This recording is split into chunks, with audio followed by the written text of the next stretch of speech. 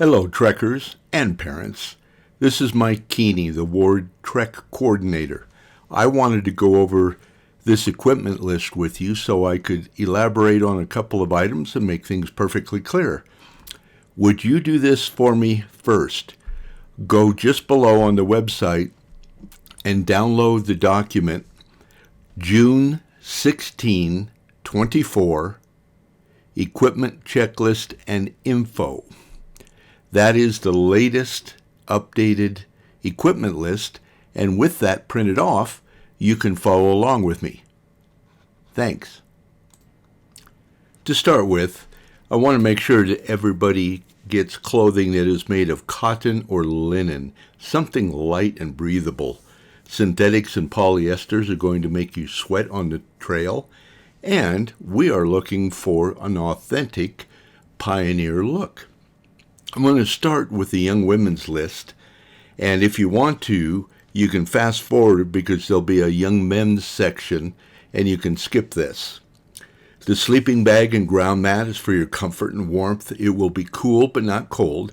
The 32-ounce personal bottle will be used all through trek, on the trail, in the evening for eating, so make sure that you bring one with you on there.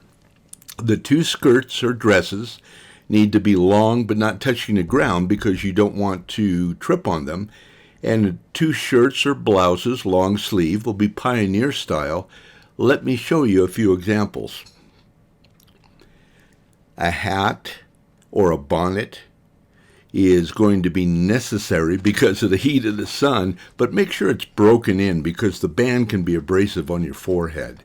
Also, a slip, an apron, a bandana, they're optional, but it will lend itself to a more authentic experience. 2 pairs of shorts or bloomers to wear underneath your skirts. 5 pair of stockings. That's 1 for each day. An extra pair for the second day because you'll be crossing a stream, not a river, but a stream, and that pair will get wet. And then that'll leave a extra pair for sleeping warm at night. Lightweight wool is considered the best. They cost a little bit more, but the good athletic crew socks in cotton will serve you just fine. You'll need 2 pair of well broken in athletic shoes or boots. Nothing new because blisters will attack you. One of the pair will be used strictly for a stream crossing and will get wet. And so an older pair that you're not worried about getting wet and for the rest of the trek would be great. But make sure they're broken in, and you need to have them in the cart on the second day because that's when the river crossing will occur. Personal items, soap, towels, so forth, and your own personal medications, you want to make sure that you have those with you.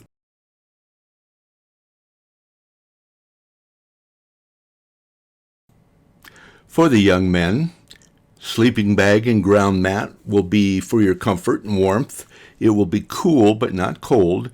The 32-ounce water bottle is a necessity on the hot trail and will be refilled from the cart as well as back in camp. 2 pair of linen or cotton pants, not Levi's, but Dockers, the tan type. They'll work well for the effect and the genuine look of your pioneer clothing. A pair of cotton shirts, long sleeve, again, pioneer style. A large brimmed hat, a straw hat, a leather hat, not a baseball cap. And make sure it is broken in because sweat on a new headband can really make your forehead uncomfortable. Suspenders, bandanas, a vest, all adds the authenticity of your pioneer experience. You'll need 2 pair of well broken in athletic shoes or boots. Nothing new because blisters will attack you. One of the pair will be used strictly for a stream crossing and will get wet. And so an older pair that you're not worried about getting wet, and for the rest of the trek would be great. But make sure they're broken in, and you need to have them in the cart on the second day, because that's when the river crossing will occur. Yes, 5 pairs of socks, 1 pair for each day that you hike and trek, 1 extra pair because on the second day the water crossing will get those wet, and 1 spare so you can sleep warm at night. Lightweight wool has been recommended as one of the best. They cost a little more, so the choice is yours, but a good solid set of crew socks, the athletic padded ones, often will work just fine.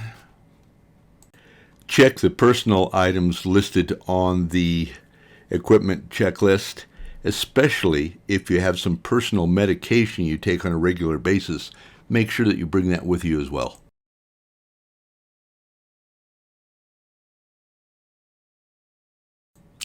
Under the section marked Everyone, you'll see 2 large, heavy-duty black trash bags. And I'll talk about them later, but you'll need both of them. Sunscreen and sunscreen lip balm, insect repellent, high in the DEET percentage, waterproof jacket, sweater, rain gear, or a poncho, because the weather can change quickly and the nights are a little bit cool. You should all have 5-gallon buckets with the screw-on lids. Now, every bit of the equipment we've just talked about is to go inside that bag, up inside that bucket, except for your sleeping bag and pad. You have a little goodie bag that'll have your daily lunch and snacks and a little bit of first aid that'll go with you on each trek. On the subject of the personal first aid you'll take in your goodie bag, I want to go into detail on something that's really been a lifesaver. 50 years of experience of abusing my hands has taught me this. The Band-Aid brand H-shaped cloth bandages are absolutely the best. They'll fold around a knuckle and stay there and flex. They will wrap around a fingertip, and most of all, even when they get wet, they'll stay on for 2 or 3 days at a time. I highly recommend them. No other brand will perform like that. Moleskin is another lifesaver. As soon as you feel a hot spot on your feet, you've got to defend yourself, and that is the best product on the market. Lightweight work gloves are going to be a must for pushing the cart and pulling on rope. No big padded winter gloves, no plastic or rubber, because you will just sweat and you'll hate it. And by the way, I have some biking gloves that I've made a special purchase of and have a variety of sizes.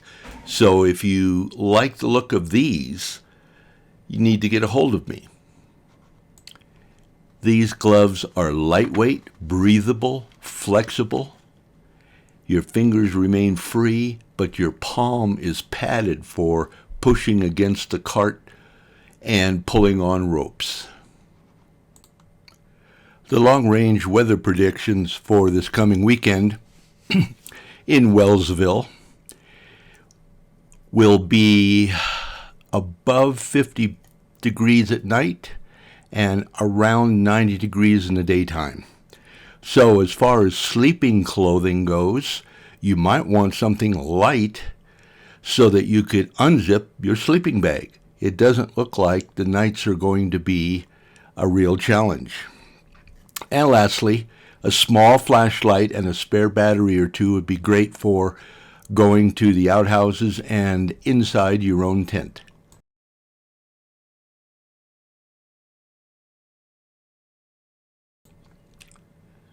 Lastly, as you look at the bottom of your equipment checklist, you'll see there's some important dates, times, details that you must be aware of.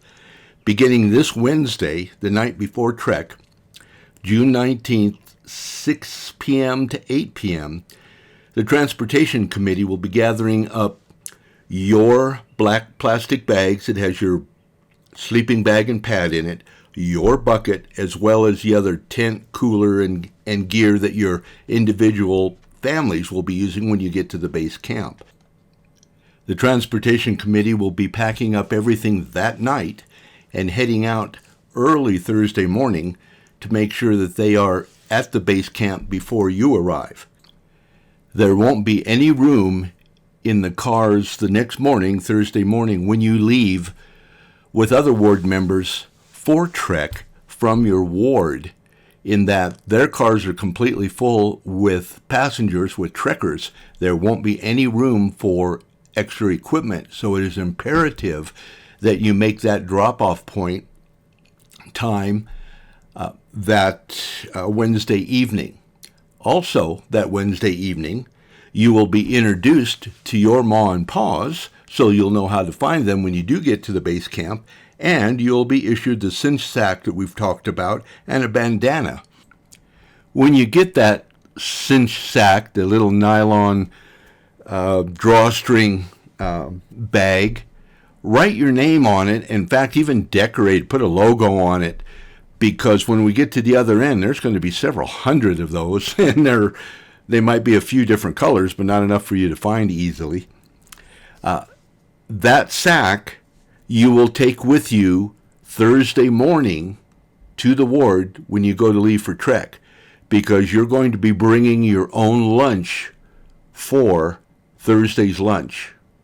So bring that sack labeled with your name on it, put your lunch in it. We'll have a cooler, and everybody will take the lunches on up to the base camp, and we'll reassemble there, where you'll leave the ward and join your families. So Thursday morning, 8 a.m., you'll assemble over at the ward. They're providing a light breakfast. You will jump in a car and head off for Trek. A final note as far as logistics goes is Saturday late afternoon, approximately 4 p.m., the Transportation Committee will be dropping off your bags and your buckets back at the stake parking lot, and it will be your responsibility to pick them up and take them home, just the same as you drop them off.